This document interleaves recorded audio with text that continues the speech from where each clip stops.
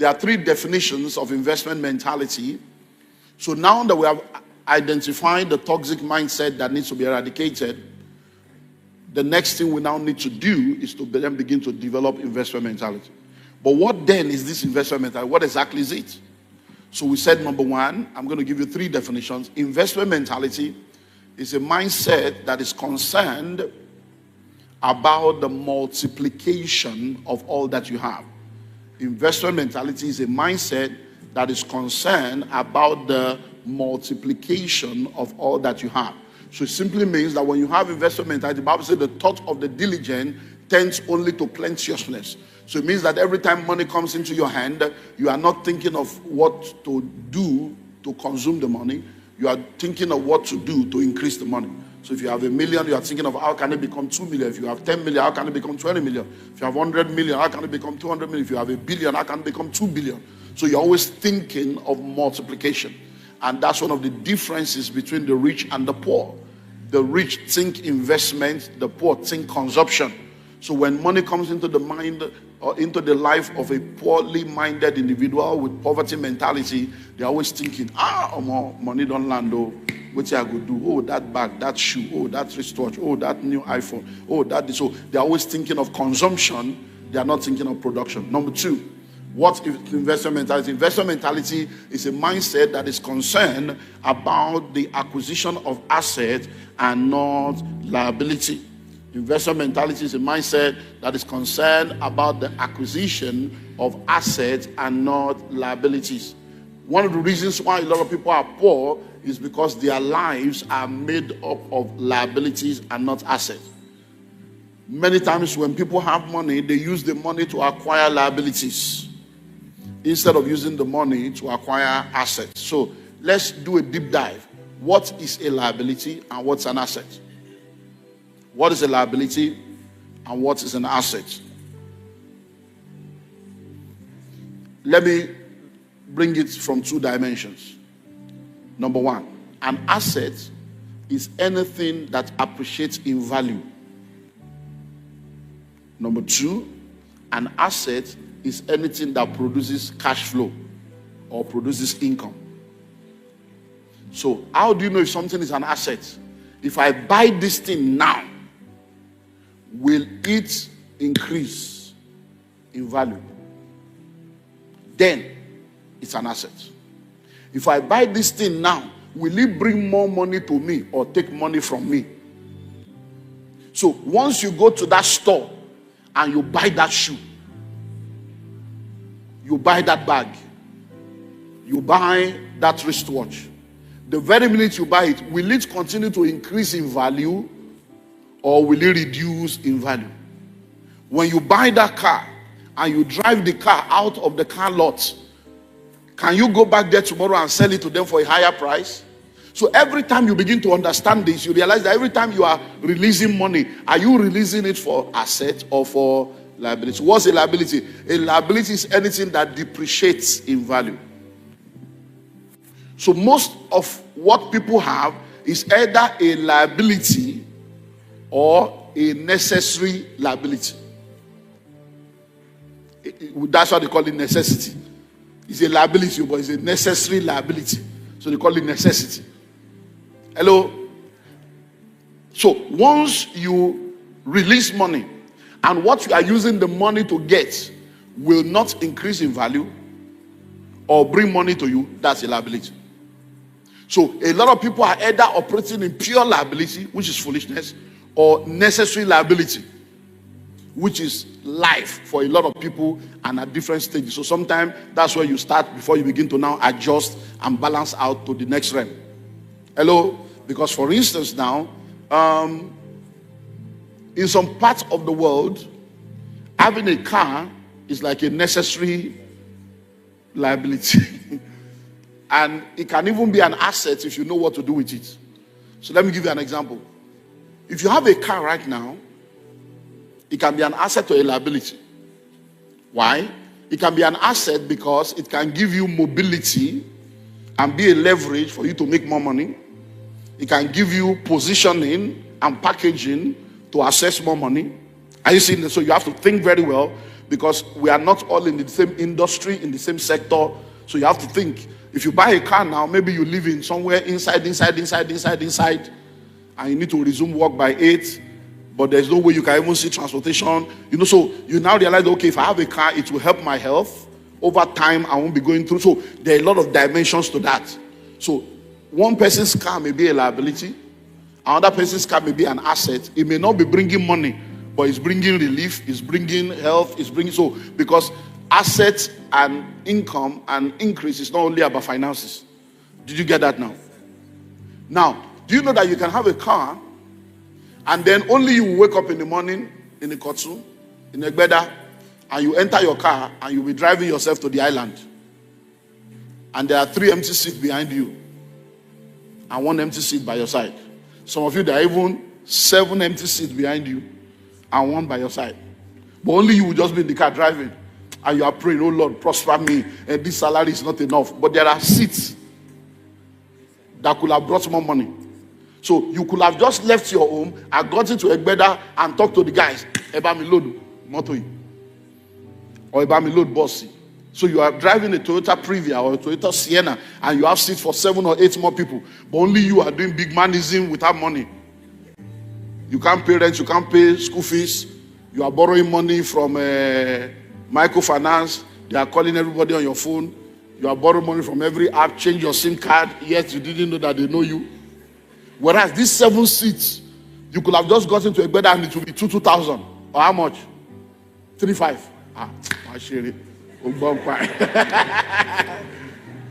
So from Egbeda 3,500 straight. So 3,500 times 7, how much?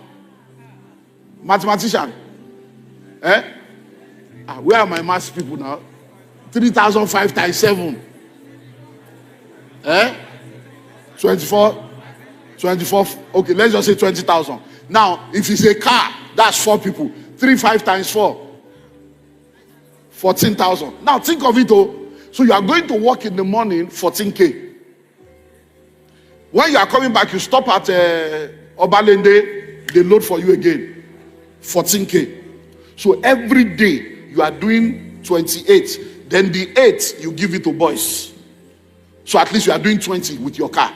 So every day you are doing 20. Every month you are doing 400. And your salary is 130. And you bought the car with company loan that they are removing 40,000 from your salary. So every month you collect 80. Are you seeing the practicality of it? So every day you are doing big man. You are not a big man. You are a fake man. Do you get it now? So, but what have you done now? Every day you are making 20K. Every week you are making 100K. Every month you are doing 400. So even if your salary is 130, 150, even if your salary is 1 million, another 400 has joined. So while you are working, that car now has become an asset. Are you seeing investment mentality now? You can decide to say you want to buy fridge. So you bought the fridge. The fridge is in your house. Necessary liability. Because it's not bringing money. It's reducing and it's not bringing money. You bought television. Many of you have bought flat screen. And it has made your life flat. You bought flat screen. You bought everything, generator, and you are not generating anything.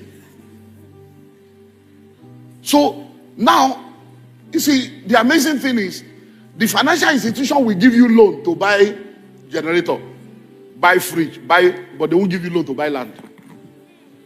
Because they are not interested in your well-being. They are interested in putting you into a trap so that you can become an income for them. Because the interest they will get from you is their own income. So you are their liability. Now you be their mugu.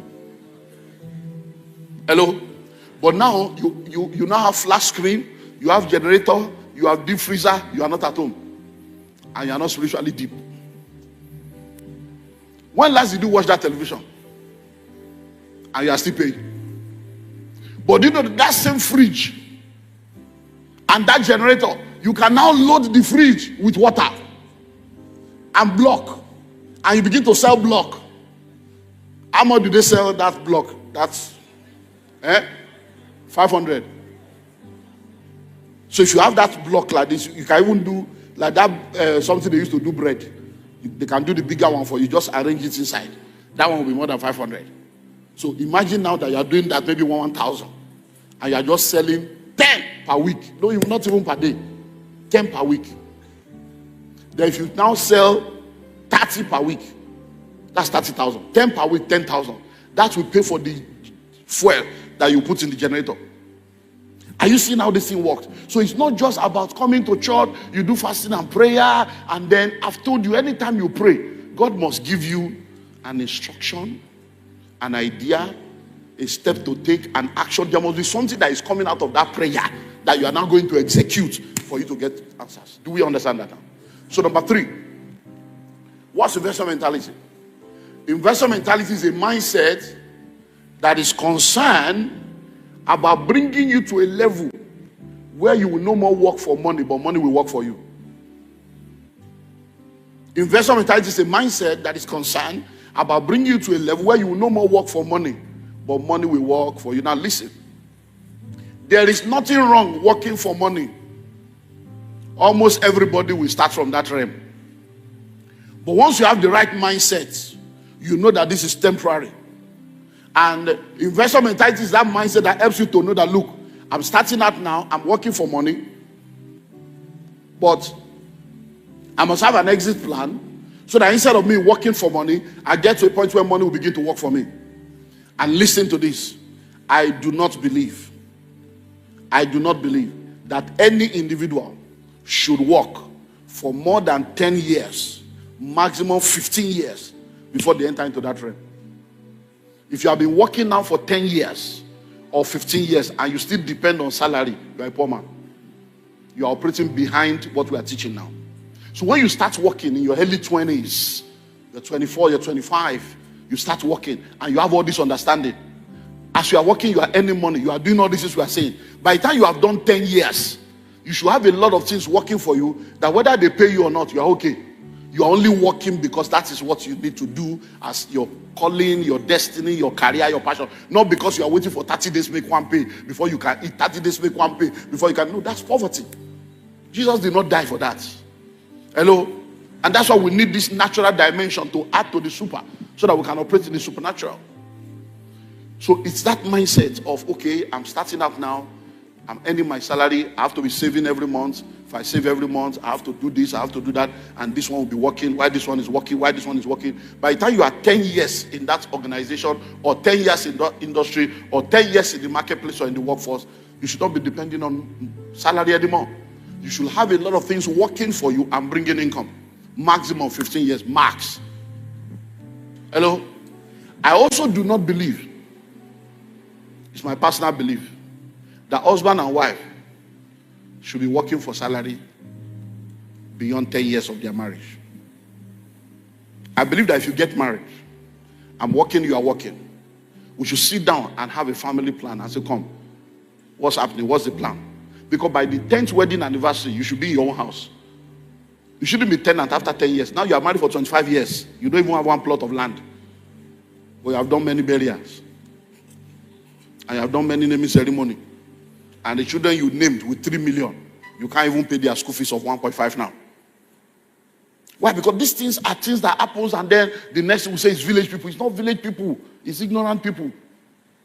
Hello? Just need to understand this thing. So once you sit down, it's okay. If the day you met each other and say we're going to get married, as you are sitting down to plan how many children you are going to have, you are also sitting down to plan when are we going to have our own house, when are we going to start our own family business or investment, when you plan that from day one, there are many useless expenses that you will not have in that marriage. Because you will have something that is going to guide you. Because if you don't know what to do with money before money comes, when money comes, money will tell you what to do with it.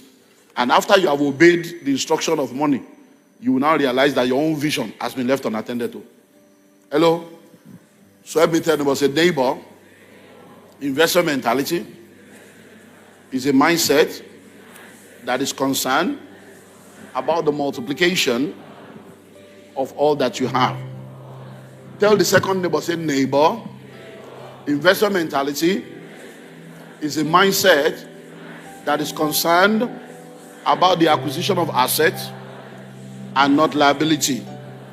Then tell yourself, investor mentality is a mindset that is concerned about coming into a level where I will no more work for money, but money will work for me. Okay, so let's move on. So do you have investment mentality? Now that we know it, do you have it? That's a question that everybody needs to ask themselves. You know, the financial intelligence test that I told you to be doing every year is because of things like this. It's every year you do it, every year you learn. Because in the world that we live in today, we're all learning, Because, I was on a TV program last month, and one of the hosts asked me, do you make mistakes? Because every question, he said, I don't know how you answer all this question. We don't, before we ask, you have answered. He says, so it seems as if you know everything. I said, no, I make mistakes. I don't know everything. But the mistakes I make become the wisdom that I give. The mistakes I make become the wisdom that I give. So as I make mistake, I learn and I give the information to the next person so that they will not make that mistake. So I use my failures and my own mistakes to teach people not to repeat the same mistake. That's why I speak the way I speak. That's why I'm not called to everybody. There are people that my message will get them angry. What? I can't just be insulting everybody. I am not your pastor. Go to your pastor. My sheep hear my voice. Hello? There are pastors that anything they want to say, they will be looking for the best English and the best way to explain it, not to offend your sensibility. That's not my calling. My calling is to offend your sensibility, get you angry with yourself, say, why am I this foolish? And then change. Hello? That's my calling.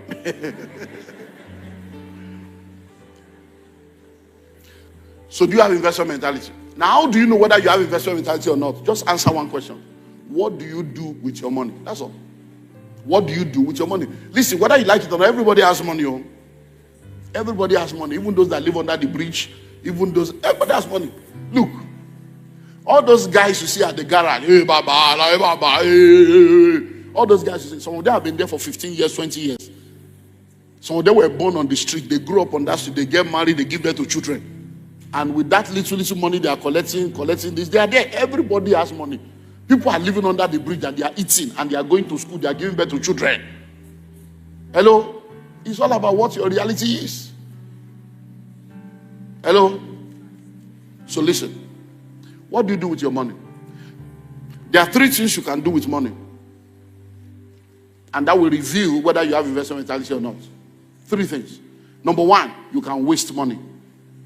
That's what foolish people do. They waste money. If you know the kind of money that has passed your hand in the last 10 years, you should not be where you are now. But God is bringing restoration. The kind of money that has passed your hand. If I knew what I know now.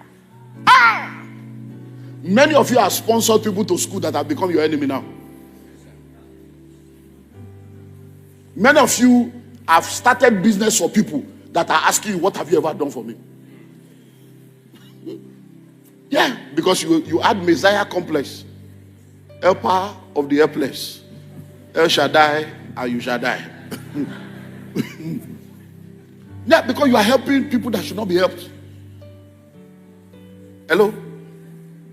And today now, the same people you have helped are in top places. They don't pick your call. They now see you as a liability. That uncle, now he's always asking for money. But you sponsor them to school. You paid everything. Now they graduated, you are too local. Hello? Wisdom for singles, MITV ground. 8,600 people in attendance. An evangelist came to the pulpit and started crying. I don't know what to do. Before 8,000 plus people. Why? He sent a girl to school. Young girl, took her around 15, 16, went to the family, I love your daughter, but she's young and okay, she has to go to school. You know, these Eastern people, take the girl from 16, 15, 16, pay school fees. The girl, they go school, no go school. Then they do evangelism and mission. Then the girl graduates and says, I don't love you. And they call the family meeting and the family say, did we force you to pay our school fees? It's you that say you wanted to pay because you like, and the girl say, no, they do. We not go feel force her to marry you now.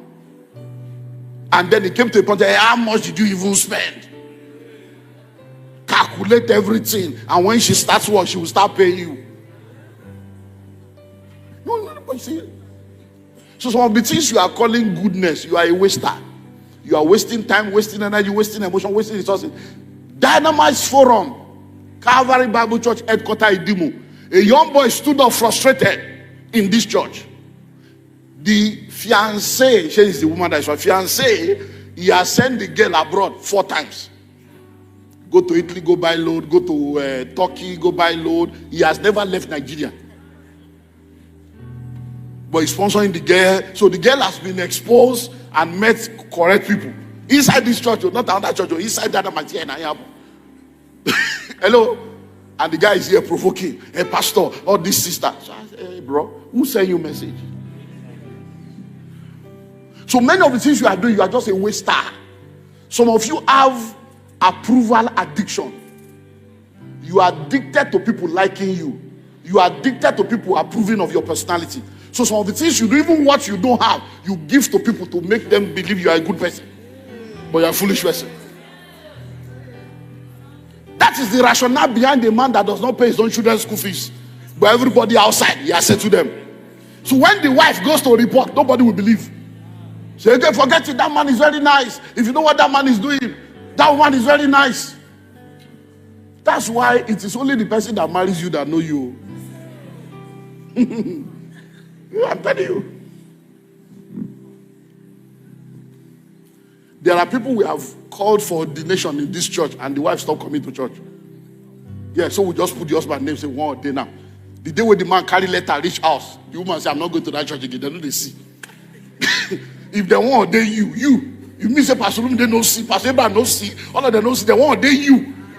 Me when they house with you, I know, say you know, serious. They want ordain you inside that same church, that our Calvary.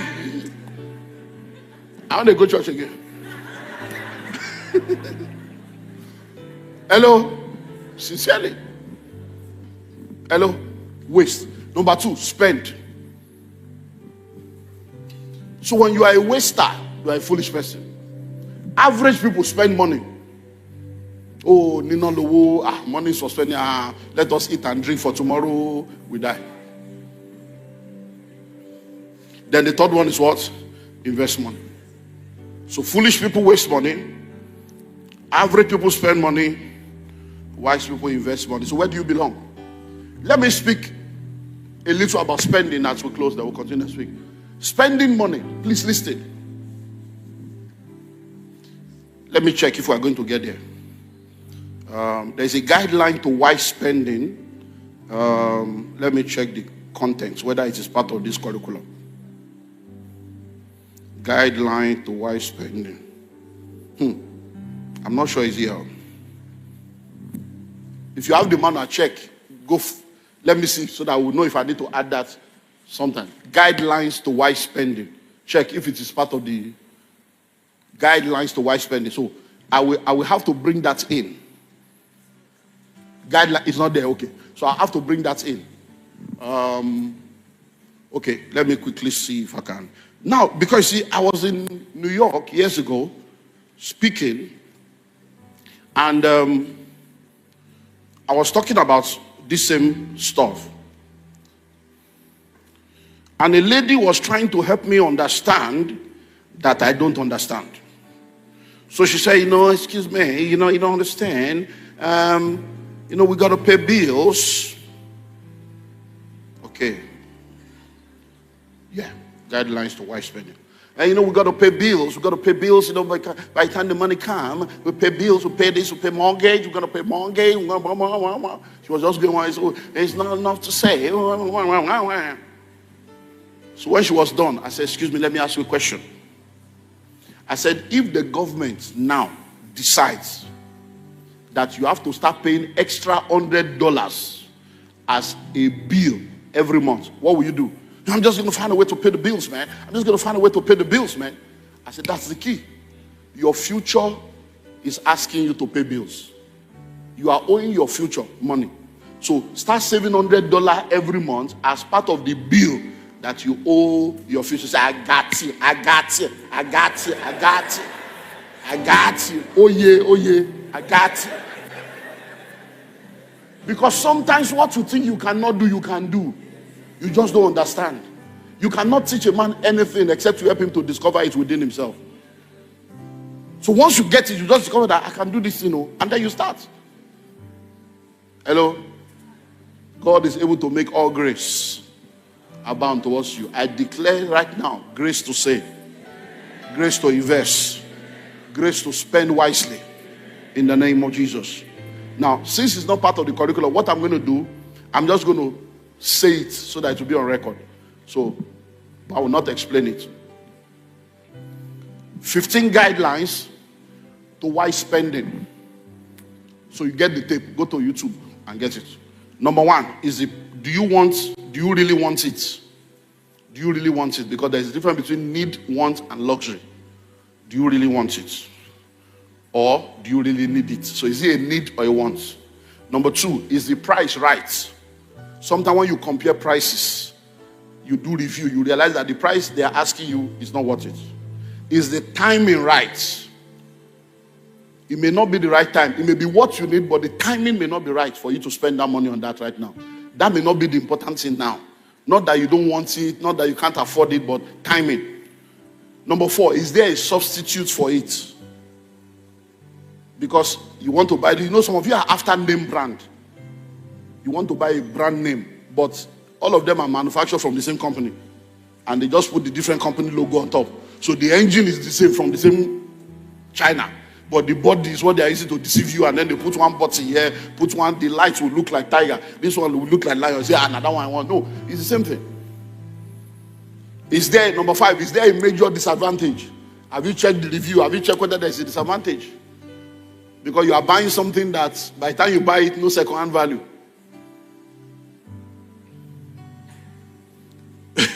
Something happened last year.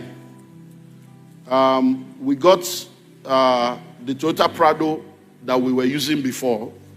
We bought it brand new, 12.5 million. Brand new. Maybe like 10 or 12 years ago, there about 12.5 million. Brand new. We sold it last year for, I think, like 27 million, 30 million. Right? Almost 27 million. A car we bought brand new for 12 million or 12.5 about 12 years ago, we sold for about 25 or 27 million. I can't remember the figure last year. That's how bad our Naira has gone. We now use that 25 million. We now bought 3 cars to go and be doing Uber. Because I just entered the compound one day. I said, I can't move motor in Shembi. I just saw cars in my compound. I said, this one. They went last. I said, babe, this is your car. When did you do that? This one. When did you do that? I said, let's sell this car.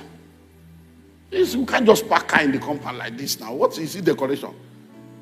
So what I'm teaching is what I practice. Oh. Hello? I sell and take by 3 cars. They do Uber. They deliver every week now.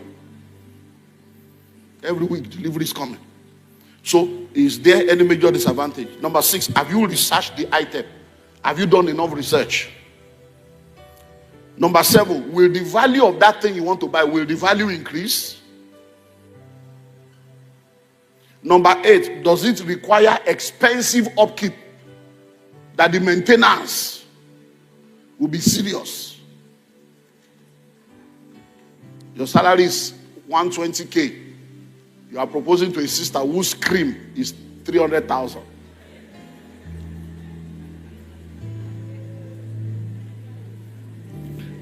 Number 10. You are following. Okay. Number 9, have you compared prices with other ones? Number 10, is your spouse in agreement? Many of you that are married, those that are not married don't know that they can spend their money anywhere. When you marry, even what you want to do with your own money, you can't try it. You can't. So anything you want to do that your spouse is not in support, you better get the buy-in of your spouse. You don't want to buy something that will be causing you pain every week. That the enjoyment there will be sucked away. Hello? I'm telling you. I know a pastor, man of God, a pastor, that collected his pension, put money together to go and buy a car. And the children's school fees was left unpaid. And the wife is the one paying school fees. Till today, this case has been on for almost 6 years. The wife never forget. The man is still suffering for that one decision. The wife says, it's not car now. Manage the one you have. Our children are entering university. Let's you. The guy say, come.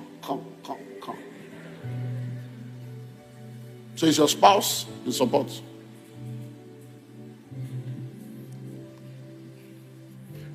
Number 11, will you still want it this bad next week, next month, or next year? That's it that is doing you jiggy down. 6 months' time, will you still be feeling that way? I hope you know there's something called the joy of newness. When you buy something new, you are excited. After 1 week, you are looking for the next one, but money has gone. That's why those of you that buy things on credit, you are in trouble. You need deliverance. Because you have bought the scarce suit, 85,000, and you have paid 30, it remains 45. And you wore it to church one Sunday, only 6 people commented. And now, you bought it, you are still paying. Now, 3 months later, no brother has proposed. And you are still paying, and you are feeling bad. In fact, the bottle don't remove. You put that for dry cleaner, the thing don't shrink. Number 12. Will this purchase improve the quality of your life? Will it improve the quality of your life? So you are hungry, but wearing an expensive shoe that can pay rent. But you are hungry. Number 13, is it affordable within your present financial position? Within your present financial position, is it affordable? I want to fly business class. What's wrong with the economy? 14, does it complement your values and your beliefs? Does it complement your values and your belief? You say you are a Christian. We believe you are a Christian. And then the thing you are doing, are like, how does this one? Listen to me. There's nothing wrong in buying a car. But imagine now that you're a man of God. Maybe you're a bishop, you're an apostle. You are proving that you are called of God. You now want to go and buy a car. You now go buy one yellow. There's nothing wrong in the car, but it's just the color. You buy yellow. And then when you are coming to church, yellow shoe, everything yellow. And then you are your color. You are a man of God. Nobody's arguing with you. But there are some things that just, that's why we have some colors that are,